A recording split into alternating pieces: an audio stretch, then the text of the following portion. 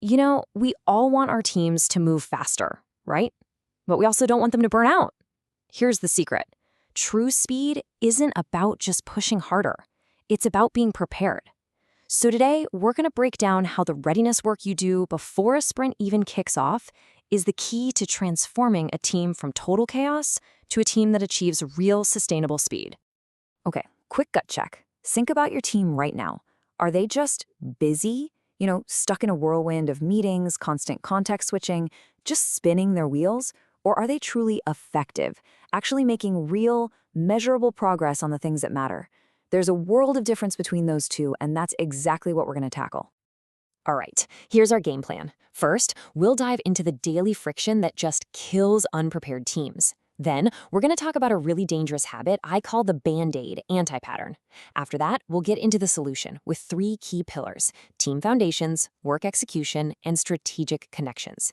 And to wrap it all up, we'll see how all this prep work goes from feeling like overhead to becoming your team's #1 accelerator. Let's kick things off with a feeling I bet you know really, really well. That feeling that you're constantly building the plane as you're flying it. It's chaotic, it's stressful, and it's the day-to-day reality for teams that just haven't laid down a proper foundation. And believe me, it has some serious energy-draining costs. This quote right here just nails it. It perfectly captures the emotional toll of not being ready. Look, speed isn't just lost in the big, catastrophic failures. It's bled out drop by drop by this constant low-grade frustration when communication is a mess and people feel like they're always out of the loop. That's the real hidden cost of all that friction. So really, every team operates in one of 2 modes. Over on the left, you've got firefighting mode. It's nothing but constant context switching, missed dependencies, and everyone just trying to put out their own little fires. But on the right, you have ready mode. We're talking proactive planning, sustained focus, and clear ownership. As a Scrum Master, your entire job is to build the systems that let your team live on the right side of this chart. Okay, so we've established that friction is a symptom, but what's the actual disease? Well, a lot of the time, it's a well-intentioned but really harmful behavior we can call the Band-Aid anti-pattern. This is what happens when a Scrum Master, just trying to be helpful, actually makes the whole system weaker in the long run. And here's the crucial point. When a super well-meaning Scrum Master jumps in to groom a messy backlog or fill some engineering gap, they basically become a human Band-Aid. And what does a Band-Aid do? It covers up the wound. It masks the root cause, which is usually that the team is under-resourced.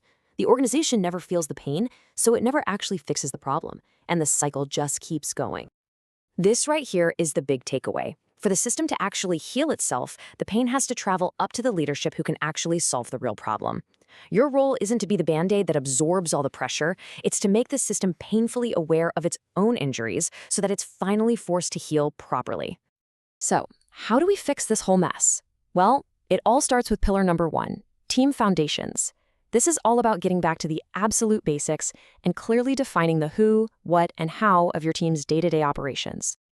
Now, this checklist might look a little basic, I get it, but trust me, the absence of these things is a massive source of friction. Things like a simple chart of who's responsible for what, or a guide to your communications channels, even a documented process for time off. This stuff isn't bureaucracy. These are the simple, written rules of the road that get rid of ambiguity and save hours of wasted time. Okay, so once the team knows how to operate together, the next step is getting crystal clear on the work itself. This brings us to pillar #2, work execution. This is all about making sure that when a piece of work actually starts, everyone is 100% on the same page about what needs to be done and how it's going to get done. A solid definition of done is absolutely non-negotiable, but real readiness starts way earlier. It means having a documented technical approach before anyone starts working. It means QA has all the credentials they need on day 1, not day 5. It's this proactive groundwork plus a healthy backlog and a clean Jira board that stops sprints from getting blocked all the time.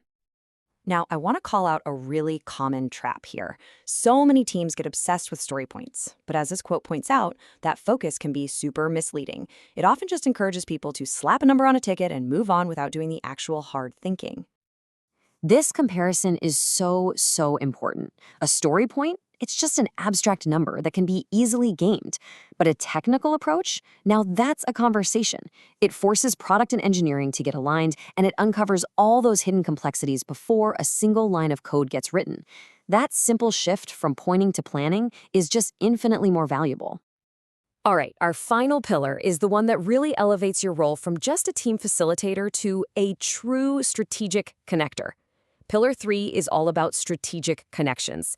This is where you stop being a band-aid for your team's internal gaps, and you start acting as the essential glue that connects your team to the entire organization. This is the high-level work that gets your team way ahead of problems. We're talking about ensuring there's a clear roadmap. It's mapping out all your dependencies with groups like cybersecurity or infrastructure during PI planning. It's getting an architecture review done early. This is the proactive, strategic coordination that ultimately frees up your dev team to just focus on what they do best, building great stuff. And this is the critical mindset shift you need to make. So many teams, they only focus on their little local world, and then they're constantly reacting to outside dependencies. The goal of a truly ready team is to first get globally aligned with all the shared services and stakeholders, which then frees them up to effectively handle their own local work. It's a total reversal of the common approach. So let's bring this all home. It is so easy to look at all of this documentation and planning and just dismiss it as overhead, as bureaucracy. But that is a huge mistake. This preparation, this is the foundation that genuine, sustainable speed is built on. It's not overhead, it's the accelerator. Think of it like this. It's a value chain.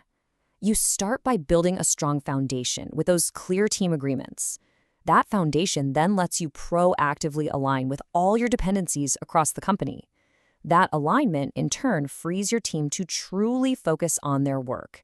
And that sustained focus, that is what unlocks incredible, predictable speed.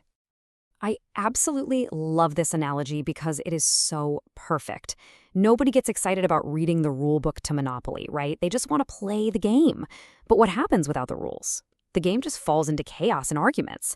This readiness work, it provides those clear, neutral rules that bring sanity and structure, and that allows everyone to actually play the game effectively. So, as we wrap up, I'm going to leave you with one simple question. Don't try to boil the ocean here. Don't try to do all this at once. Just go back to your team and ask this. What is the one unwritten rule that's causing us the most friction right now? Start there. Write that one rule down. That's your first powerful step toward building a truly ready team.